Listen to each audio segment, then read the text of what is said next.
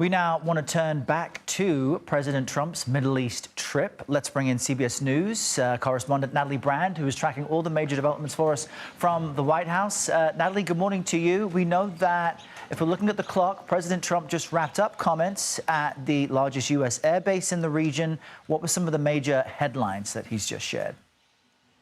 Good morning, Errol. He gave a rally of about 50 minutes. This was kind of a campaign-style rally where he talked about the election season, stories from his first administration, an extended story about meeting his now chair of the Joint Chiefs, then General Dan Raising Cane, in his campaign to defeat ISIS.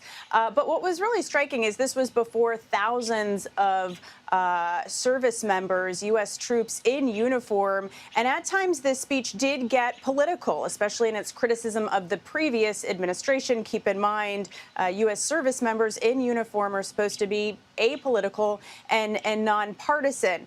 He also touted, though, new defense agreements between the U.S. and Qatar, since, of course, these remarks were made at that airbase, Al Udeid, in Qatar, the largest military installation in the Middle East.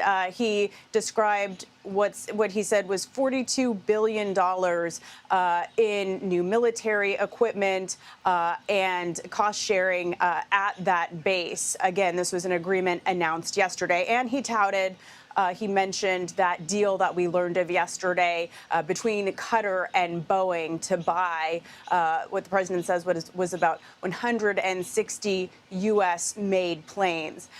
Earlier today, we saw him at this business roundtable in Qatar with leaders from Boeing, Lockheed Martin, Qatar Energy, Qatar Airways. So really, again, kind of the theme of what we've seen so far in this trip is business relationships intertwined with defense priorities and national security. Errol. And Natalie, it's a short jump from Qatar to the UAE, the United Arab Emirates, his next stop, his final stop on this tour. What might we expect to come from that? Yeah, he's arriving in Abu Dhabi, and the first stop, according to the schedule that we have, is a visit to a mosque. From there, he will have an arrival ceremony, the official start of the state visit, the meeting of the delegations, the bilateral meetings, later a state dinner. So a similar schedule to what we've seen, although, again, our eyes will be on the cameras from the region in the morning as he visits a mosque in UAE. Yeah, and we'll have more on this later this hour. Natalie Brand, thank you very much.